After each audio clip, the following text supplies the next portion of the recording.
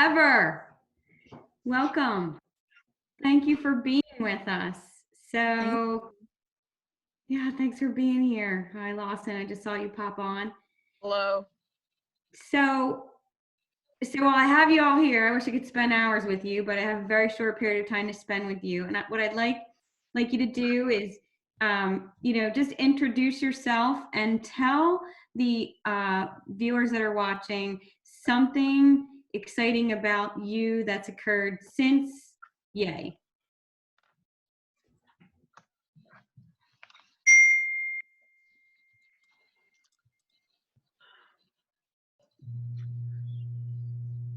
Anyone? I'll go first. I'll go first. Okay. No, Hi. So I'm Anna Welch. Oh, sorry. You said either. I'm getting used to this myself too. Anna or Lawson, go right ahead. You can go ahead. Oh, you can go first. Oh, okay. So I'm Anna Welsh. I'm founder and CEO of Little Bags Big Impact. And so something big that's happened since YEA is that I've been able to inspire over 8,000 children with providing them with new quality books and now meals as well to help nourish and inspire them. So that was huge to me since I'm so passionate about education and giving back to our community. So that is something big that happened since YEA. Okay. Hello, my name is Lawson Miller, and since YEA, I am currently in contact with somebody who has contacts in India to get my product manufactured. So although it's taken a while, it should be here soon. So that's one big thing that's happened to me since YEA. Thanks, Lawson. Why don't you let the audience know what your product is? Okay. I am the CEO of Tech Gloves, which is a glove that has a small screen inserted into the cuff here. So people who are running, if anybody's a runner, they run outside in the cold, especially I know today was cold. You have your wearable device, Fitbit, Apple Watch, something like that on, and you go to look at it, except your gloves on, so you can't see it, and then you have to stop, take it off, and it is a big inconvenience. So my glove has a like I just showed you, this touchscreen compatible plastic screen there, so you can see and use your wearable device while you are running. Thanks, Lawson. Hi, Michelle. Hi, it's great to see you guys. I'm Michelle. I was in the first class of YEA, and since YEA, I've started and almost finished college, and something exciting is that I'm actually working for Zoom right now. Yay, welcome back. Chris, you're on my screen next, so. Sure, yeah, so I'm Christopher Muth. I'm the CEO, and I think probably the biggest thing that's happened to me since YEA is starting college at Drexel in the Close School of Entrepreneurship. So that's been a pretty great experience. It's like YEA college pretty much. So it's awesome. Thanks, Chris. Shreyas. Hi, my name is Shreyas. I'm the founder and former CEO of Novel Tie, which sold Funny Ties. And there's actually a new CEO who's much younger, much smarter than I was. So I'm very glad to see the lineage continuing. But after being a tie salesman in high school, now that I'm in college, I'm working on a new business, which is an online education company to teach kids English in China. And we're actually the official online educator providers for the Spelling Bee of China, which is roughly 5 million Chinese students across mainland China. So it's been really exciting to see my entrepreneurial journey, go international. So it's been really cool. Thank you. Welcome, Shreyas. All right, so I'm going to ask you, let's see, Michelle, we'll start with you. What is one thing you wish you had known years ago? That's a great question. I wish I had known to draw more upon the wonderful and valuable insights of all the people around me. Especially when I was starting YEA, we had such an incredible network of mentors and Ellen and you, of course, and all of our wonderful teachers that I wish I had relied upon more. And now that I'm in college and with professors doing research and all different people in industry, it's very important to understand and absorb as much information as possible from all of them. So I'd recommend all of the young entrepreneurs now to do the same and learn as much as they can from the people around them. Thanks, Michelle. Shreyas, we'll move to you. What's one thing that you wish you'd known years ago? I wish years ago when I was in high school, I didn't realize, like, I used to think that I was naive. Everyone, all the older folk would say, oh, you're still young, like you have so much to learn. You think you can go change the world, right? That's quite ambitious. It's a naive thing to think. But as I got older, I realized how wrong that was, right? Like, even as you're older, you can still be naive enough to think you can actually make an impact, right? And, I think, especially today, we saw a lot of like nonprofits that are not only like doing good, but they're also, looking at their like profit slide, they can also do very well. And I wish someone had told me that to keep that in my mind, that, never lose that naiveness. Thank you. Anna? Yeah, one thing I wish that I had known was that don't be afraid to ask for help, because I think that I was 12 when I was in the program, and I always thought, I didn't know if people were going to be taking me seriously as a young entrepreneur, and I was really hesitant to ask others for help or guidance, like Michelle said. And I think that everyone around me was just, I found out sooner rather than later, that everyone just wanted to see me succeed and wanted to help me in any way that I could. And so I wish that I took advantage of that and just reached out to more people and said yes to everyone who was willing to help me. So yeah, I think that's one thing that I definitely wish I had known years ago. And it's great advice today, right? As we're all navigating these historic waters of our time, just to be asking for help from others. Exactly. Chris, how about you? Sure. Yeah. I think the biggest thing I wish I had known when I was younger, like in middle school or something like that, is to really like use the young entrepreneur title as an advantage. I think that like some of us think being young could be a disadvantage, but I remember getting into YEA and I was a junior, so I guess I was kind of older for it. But I remember Ellen, kind of drilled that into us, that it's not a disadvantage. It's like the greatest advantage, because it's such a good angle to work, and so many people respond to it in such a positive way. So I wish I had known that sooner. Thanks, Chris. And Lawson?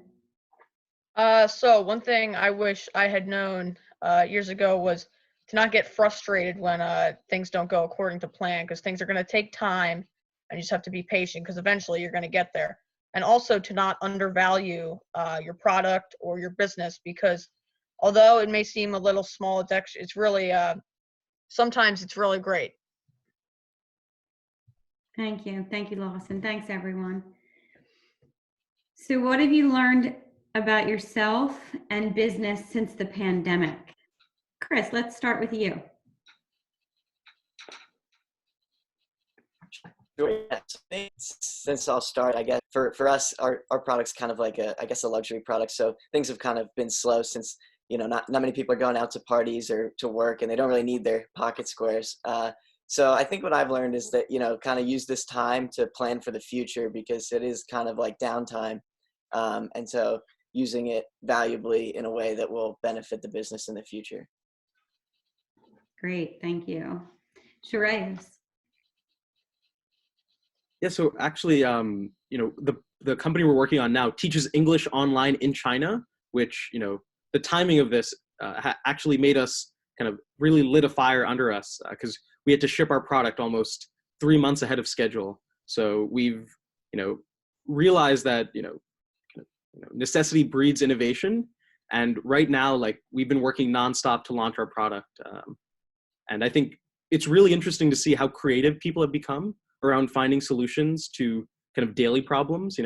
Teachers who are, having parades for their students. Like, it's really, inspiring to learn that there's an entrepreneur in all of us, and that something like this kind of brought all of that out in us that was always there. So it's been really interesting to see.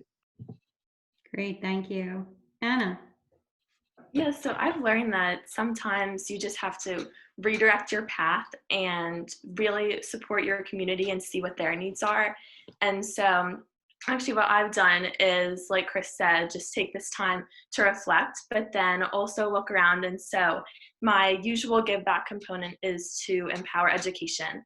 But after talking with the company that I partner with, I realized that first we need to nourish their bodies and actually support them with food, because most children, since the schools are shut down, they rely on 2 to 3 meals a day free from school. And so we all know how hard it is to learn with being hungry on an empty stomach. And so I think that that's really important to just shift your needs. And so I'm proud to say I've supported and supplied 1,000 meals to the children in Philadelphia. So just continue to be able to see what your community needs and not be afraid to just reach out to give them help.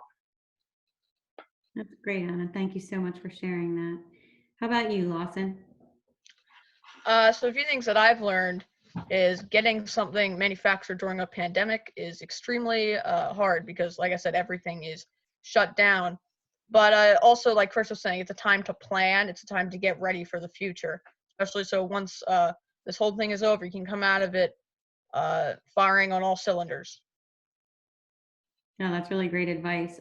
I've been telling some clients of ours that, this is like September or October of a calendar year. You can be planning for, for when we get back up and running in the new year in a few months. How about you, Michelle? Sort of along the lines of what Anna said, I think the most important thing I've learned at the moment is understanding customer needs.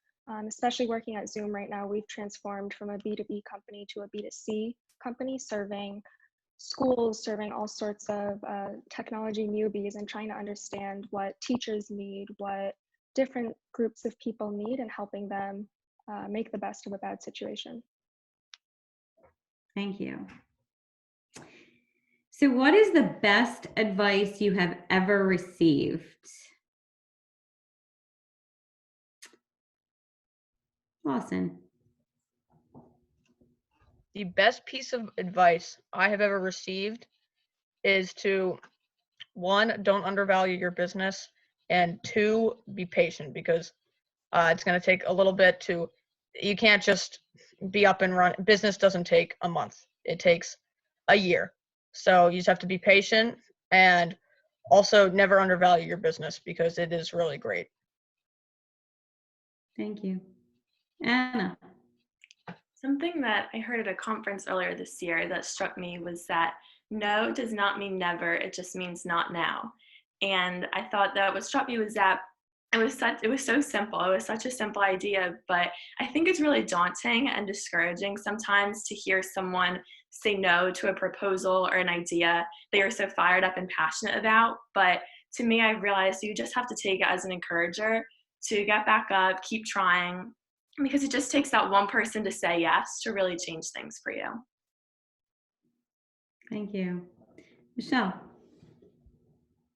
The best piece of advice I received was from Sheryl Sandberg, who I had the opportunity to meet this year, and she said to never be afraid to be a pioneer, especially in the face of criticism.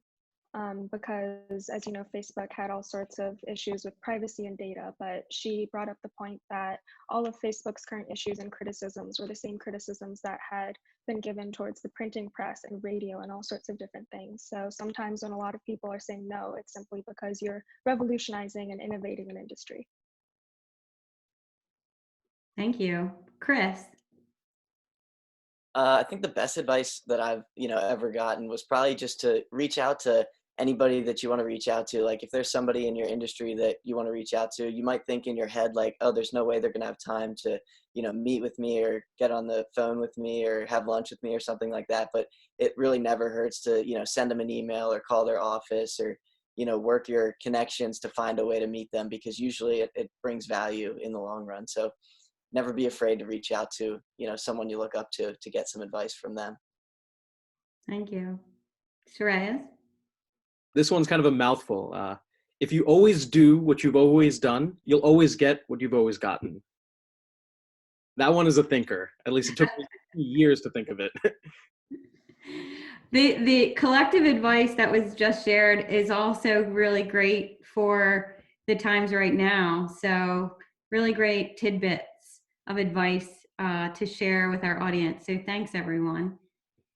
And on the same, in the same lines, what advice would you give to this year's class of young entrepreneurs? It could be the same, but if you had something different, for them, that could be great. So let's start with Michelle. I would tell this year's class of young entrepreneurs to never give up, as cheesy as it may sound. I think resilience is one of the most important qualities any entrepreneur and any person can have.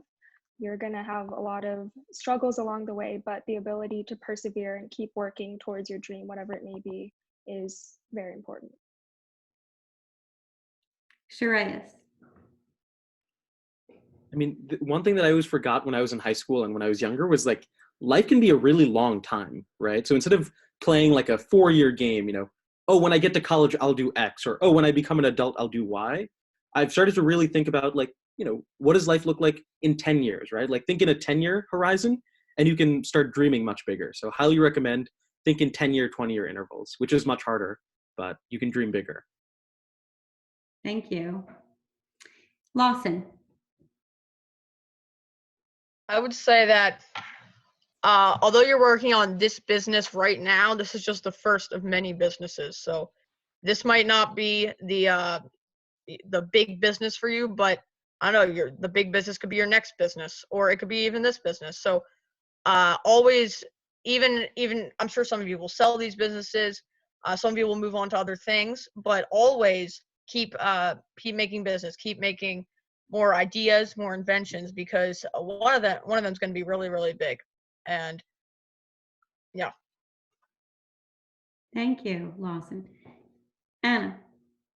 I would say 2 things. The first would be to just be open to any opportunities that come your way, and don't be afraid to say yes to something that you might be nervous about. I just say like leap forward and give it a shot.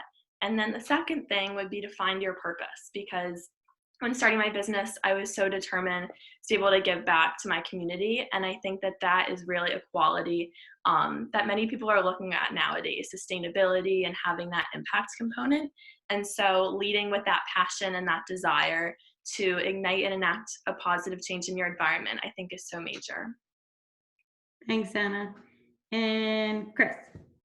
I think the piece of advice I would give them kind of goes back to what I mentioned earlier is, using that title of young entrepreneur to your advantage, because it can be really advantageous and people respond really well to it. And unfortunately, it doesn't last forever because we all grow up, but use it, while you can, and use it to make your business grow, because it's a great title that, like I said, people respond well to, and you can use it to kind of propel your business forward and, continue to network and things like that. Thank you. I got you, Michelle, right? I got you on that one. Yeah. Okay. So now flip side of that is, what did your experience, or how did your experience with the Young Entrepreneurs Academy impact you today? Or through to today?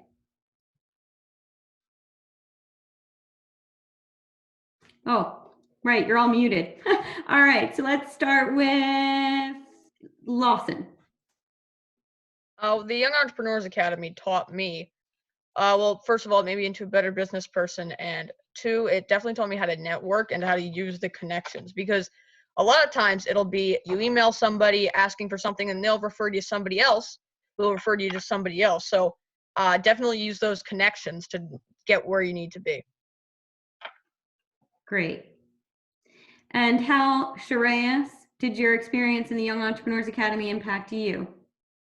I think for me, the biggest thing, and I think someone else had brought this up, was like, being able to identify mentors in your life. I think, all throughout my high school career and even today, I used to look at some of the mentors I made at YEA, and, they're able to be there as kind of like a sounding board that, I think people really undervalue being able to identify a mentor. You don't really know you have one. But I think at YEA, that was the table stake, right? I came in knowing that there were people to support me. So I think that was one of the takeaways I still carry today. Thank you. How about you, Michelle?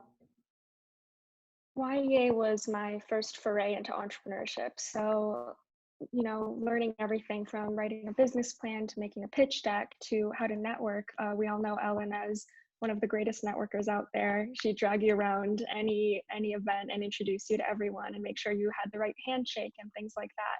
But I have learned a lot of lessons from YEA that translate into my life now.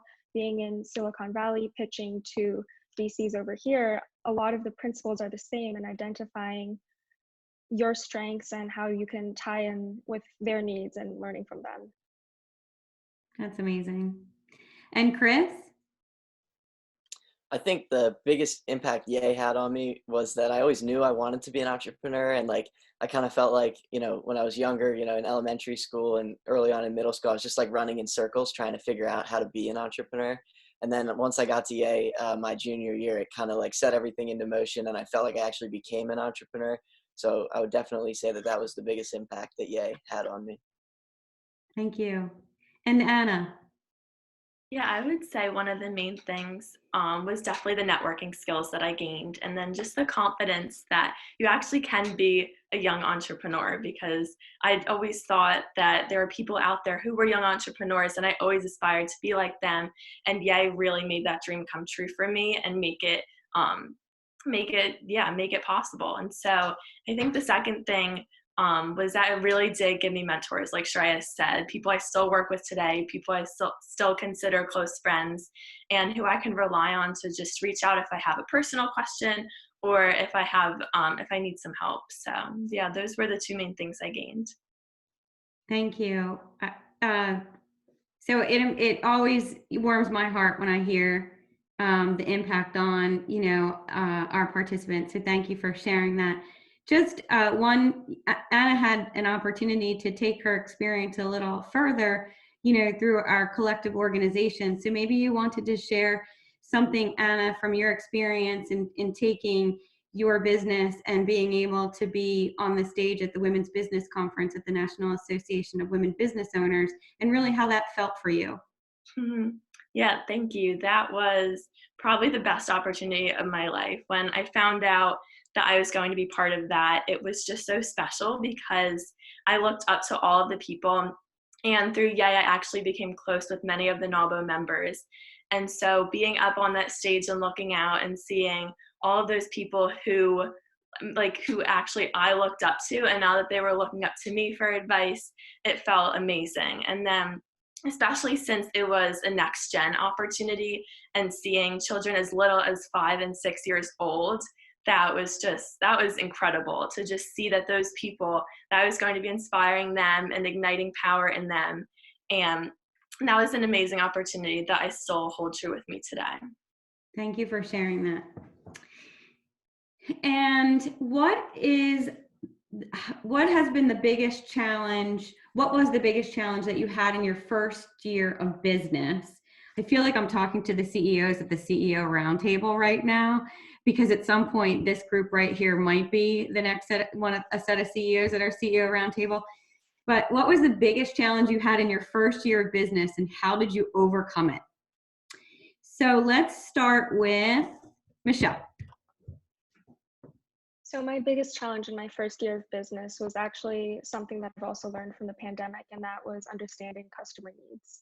So not only did I need to fully understand and address my target market, I had to figure out what it was they actually wanted. And as soon as I was able to make that transition, I was able to use the flexibility of being an entrepreneur and sort of just fix my problems there. Thank you. And Shreyas? I think back to the first year of selling ties on the street and having really ugly ties, and thinking of how am I ever going to figure out what product is the right product, right? And the answer was always kind of in front of me, right? People will be willing to give you the answer if you're willing to listen. And so I think the first year was really don't worry about the product itself. Just spend all of your time listening to the customers and what they actually care about. And like Michelle said, kind of finding the actual need, the underlying need behind what they claim is their need. Thanks, Shreyas. And Lawson, what was your biggest challenge in your first year of business, and how did you overcome it? So my biggest challenge is getting my product manufactured, which I'm actually still going through. But like I said, I was saying something about the contacts in India, especially because I had a manufacturer earlier and then turned out to be too expensive. So it's really just that perseverance. You have to keep going because eventually you'll get there. You'll get that product manufactured. But that was my biggest challenge. Thank you. Anna? Yeah, so adding on to what Lawson said, in my first year of business, it was the biggest struggle to keep up with the production and then to try and find a manufacturer. And so I was determined to not only source the materials locally, but then to find a local manufacturer in Philadelphia. So it took a lot of researching and networking, but I currently oversee a staff of about 7 people in Philadelphia who are working on the cutting and sewing of little bags. And so that was, looking back, it was definitely one of the toughest challenges I faced. But then it led to even more connections, and now I've even partnered with some other manufacturers and other female nonprofits as well that led from that challenge. So that was something I definitely had to overcome. Thanks, Anna. And Chris? I think for Rex Riccardi, our biggest challenge was like, we knew we had this great idea and these awesome products, but it's like, how do you get it out to the right audience? Because you can get it out there, but will it hit the people that are gonna, purchase the product? So that was definitely the biggest challenge the first year, was getting our product out there and getting it visible to the people that we wanted to see it, because they were our customers. So once we got to our customers, we were able to increase our sales. And then, that's something that we continually try to do, is to get to more customers and increase sales even more. Thank you. And something that, so thanks everyone for your contributions. They have been really amazing. And during this time, I got everyone right. Trying to keep everything, time going and everything. I'm sorry. This is my first time doing this virtually. So I'm working to be present with you and making sure that I stay on the screen. So, during this time in particular, right, there are people like yourselves in our audience that feel it's important to give back. But, now at this time, some people may not be able to do that from a monetary standpoint, right, because of the challenges some families are facing. So what would you recommend in ways how you could give back, or how someone could give back other than perhaps money? All right, let's see. Chris. Sure. Yeah. I think, like you said, it's a challenge to always, give money as a solution. But, when we're in a time when that might not be an option, I think right now, like, the best way to give back is to kind of stay home and do everything you can to kind of slow down the spread of coronavirus, just to keep people safe, because that's giving back in and of itself. So I think that would be, the best way right now. Thanks, Chris. And Shreyas.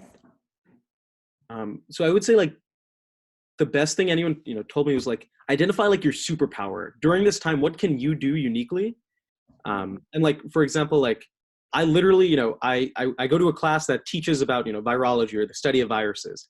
I literally just retaught that same class that the professor taught me to a group of students, like younger students in my neighborhood, who just via Zoom. I mean, that was a low cost effort, and it was really just my time, right? And I didn't even have to think about it that much. I just kind of synthesized what I learned in school and retaught it. I mean, really identify what your superpower is. And my superpower at the time was that I had a really good professor. It wasn't even something I had or something I did.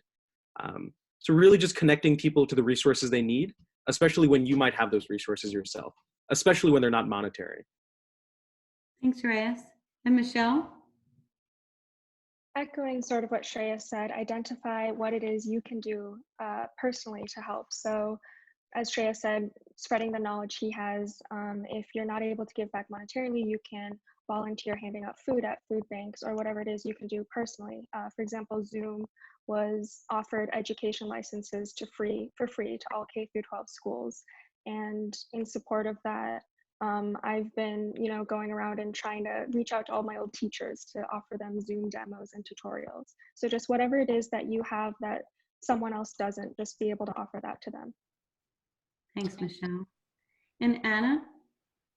Yeah, I think that just adding on, sharing your resources and connections, and then also reaching out to the community virtually, and just to see what their needs are. Because, like Shreya said, you might have those resources, you can connect people, and really just let your community know that you are someone that they can rely on.